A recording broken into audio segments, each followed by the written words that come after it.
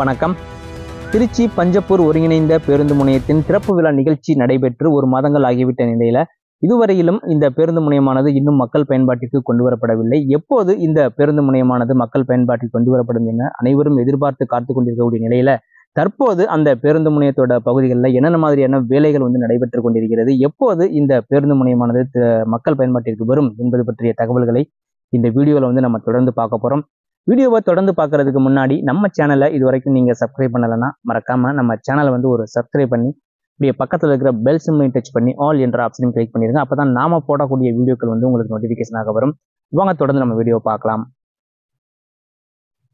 திருச்சி மாநகரில் நிலவும் போக்குவரத்து நெரிசலை குறைப்பதற்காக திருச்சி மதுரை பைபாஸில் பஞ்சப்பூரில் மிக பிரம்மாண்டமாக, அதாவது சென்னைக்கு அடுத்தபடியாக ஒரு பெரிய அளவிலான ஒரு பேருந்து முனையமானது திருச்சியில் கட்டப்பட்டு வந்தது. சென்ற மாதம் அந்த பேருந்து முனையத்திற்கான திறப்பு விழா நிகழ்ச்சியும் நடைபெற்றது. அதாவது கடந்த 9/5/2025 அன்று நமது தமிழ்நாடு முதலமைச்சர் திரு மு.க. ஸ்டாலின் அவர்கள் தலைமையில் இந்த பேருந்து முனையத்திற்கு திறப்பு விழா நிகழ்ச்சியும் நடைபெற்றது.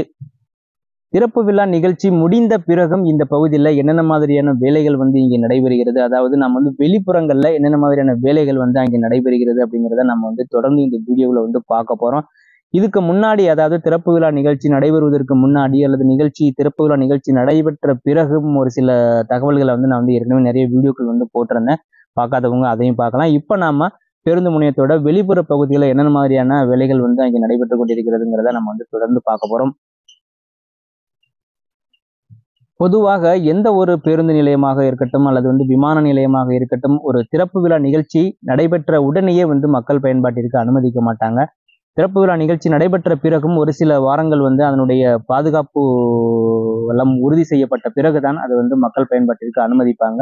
அதே போலதான் இந்த திருச்சி பஞ்சப்பூர் ஒருங்கிணைந்த பேருந்து முனையத்தோட பணிகளும் அதே போல் தான் நடைபெற்று கொண்டிருக்கிறது. அதாவது திறப்பு விழா நிகழ்ச்சி நடைபெற்ற பிறகும் இன்னும் நிறைய வேலைகள் நடைபெற்று கொண்டிருக்கிறது. அந்த பாதுகாப்பு வேலைகள் எல்லாமே அவங்க பார்த்துட்டு இருக்கிறாங்க. அது போல பார்த்தோன்னா முக்கியமாக இந்த பேருந்து நிலையத்திற்கு தண்ணீர் வசதி ரொம்ப ரொம்ப முக்கியம் அல்லவா? எந்த ஒரு பேருந்து நிலையமாக இருந்தாலும் தண்ணீர் வசதி ரொம்ப ரொம்ப முக்கியம். அது போல இந்த பேருந்து நிலையத்திற்கும் பார்த்தோன்னா ஒரு சின்ன ஒரு போர்வெல் மட்டும் அமைச்சு நம்ம இந்த இவ்வளவு பெரிய ஒரு பேருந்து நிலையத்திற்கு தண்ணியை சப்ளை பண்ண முடியாது. பேருந்து நிலையத்துக்கு வெளியில ரிங் ரோட்டுக்கும் வாகன முனையத்திற்கும் பக்கத்துல இந்த பெரிய அளவிலான வாட்டர் டேங்க் கட்டிட்டு இருக்கிறாங்க. இந்த வேலை முடிவதற்கு இன்னும் ஒரு மாதங்களுக்கு மேலாகும். ஏன்னா பேருந்து நிலையம் ரன் ஆகும் போதும் ஃபுல் அண்ட் ஃபுல் தண்ணி வசதி இருக்கணும், எந்தவித தட்டுப்பாடும் இருக்கக்கூடாது. அதனால அதுக்கு முன்னாலேயே பேருந்து நிலையம் திறப்பு விழா நிகழ்ச்சி முடிவடைந்திருக்கிறது. ஆனால் இன்னும் இந்த வேலைகள், மக்களுக்கு தேவையான அனைத்து வசதிகளும் ஏற்படுத்தக்கூடிய வேலைகள் இன்னும் நடைபெற்று கொண்டுதான் இருக்கிறது.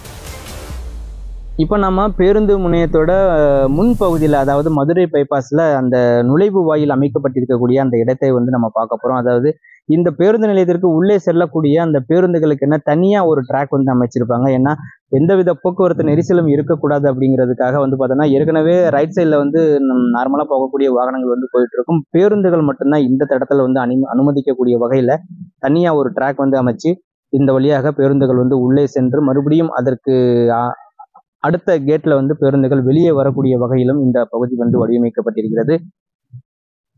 பஞ்சப்பூர் ஒருங்கிணைந்த பேருந்து முனையம் திறப்பு விழா நிகழ்ச்சி நடைபெற்ற பிறகு இந்த பேருந்து முனையத்தோட உள் அமைப்புகள் எல்லாம் எப்படி இருக்கிறது அப்படின்னு சொல்லி ஏற்கனவே நான் ஒரு வீடியோ போட்டிருக்கிறேன். நிறைய பேர் பார்த்துருப்பீங்க. ஸோ பார்க்காதவங்களும் அந்த வீடியோ பாருங்க. ஏன்னா இந்த பேருந்து முனையத்தோட உள்பகுதி முழுவதுமே பார்த்தீங்கன்னா ஃபுல்லா ஏசி அமைக்கப்பட்டிருக்கிறது. வெயில் காலமாக இருந்தாலும் மழை காலமாக இருந்தாலும் குளிர்சாதன வசதியோடு இந்த பேருந்து முனையமானது மிக பிரம்மாண்டமாக இயங்க இருக்கிறது.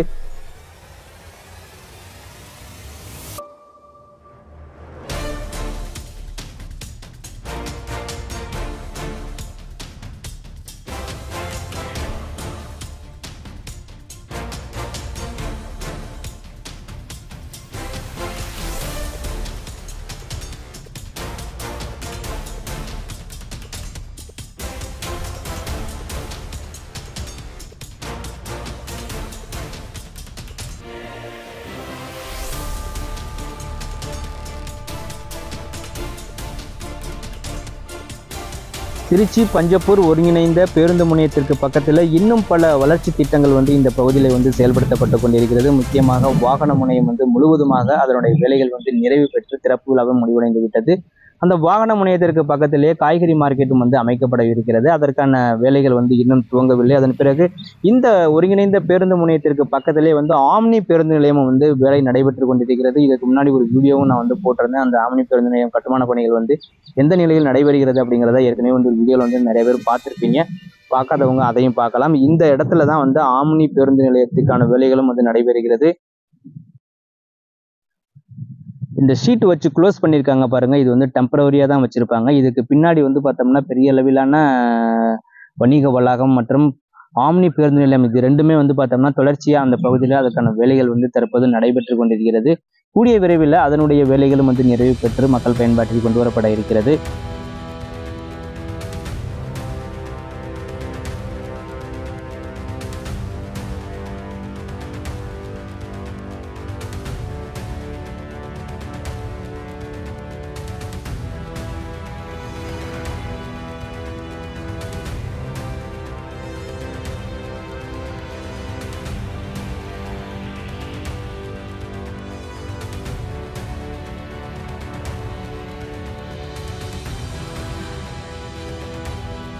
இது வந்து வாகன முனையம், அதாவது இந்த வாகன முனையமும் பேருந்து முனையம் தான் வந்து முதல் கட்டமாக இந்த பகுதியில் வந்து நிறைவு பெற்று திறப்பு விழா நிகழ்ச்சியானது முடிவடைந்திருக்கிறது. கூடிய விரைவில் இந்த வாகன முனையமும் வந்து செயல்பாட்டுக்கு வரவிருக்கிறது. இந்த பகுதியில் வந்து கீழே நிறைய கடைகள்லாம் வச்சிருக்கிறாங்க. இந்த கடைகளுக்கான நம்பர் எல்லாமே வந்து போட்டுட்ருக்குறாங்க. இன்னும் நிறைய இதோட வேலைகளும் வந்து இங்கே வந்து நடைபெற்று கொண்டிருக்கிறது.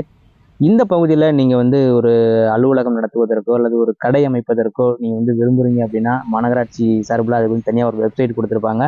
அதில் போயிட்டு நமக்கு வந்து நம்ம அப்ளை பண்ணணும். அதுக்கப்புறம் அவங்க சொல்கிற டைமில் நம்ம வந்து நேரில் போகணும். அது மாதிரி தான் இருக்கிறதோட ப்ராசஸிங். அதனால் இந்த பகுதியில் நீங்கள் இது போல் ஒரு பிஸ்னஸ் வந்து தொடங்க இருக்கிறீங்க அப்படின்னா மாநகராட்சியோட வெப்சைட்டில் போயிட்டு அந்த டீட்டெயில்ஸை வந்து நீங்கள் பார்க்கலாம். இந்த வீடியோவில் நம்ம இந்த பஞ்சப்பூர் ஒருங்கிணைந்த பேருந்து முனையத்தோட திறப்பு விழா நிகழ்ச்சி நடைபெற்ற பிறகு இந்த பகுதியில் என்னென்ன மாதிரியான மாற்றங்கள் வந்து அங்கே இருக்கிறது, என்னென்ன வேலைகள் வந்து நடைபெற்று கொண்டு இருக்கிறது அப்படிங்கிற தகவல்களை நம்ம இந்த வீடியோவில் பார்த்தோம். இந்த வீடியோ பதிவு வந்து உங்களுக்கு பிடிச்சிருக்கும்னு நினைக்கிறேன். வீடியோக்கு வந்து ஒரு லைக் பண்ணிடுங்க. இந்த வீடியோ பதிவை பற்றி நீங்கள் என்ன சொல்ல விரும்புகிறீங்க அப்படிங்கிறதையும் மறக்காமல் கமெண்ட் பண்ணுங்கள். அது மட்டும் இல்லாமல் இந்த வீடியோ பதிவை உங்களோட நண்பர்களுக்கும் வாட்ஸ்அப் குரூப் மற்றும் ஃபேஸ்புக்லேயும் வந்து ஷேர் பண்ணுங்கள். மீண்டும் ஒரு நல்ல தகவலோடு சந்திப்போம். நன்றி, வணக்கம்.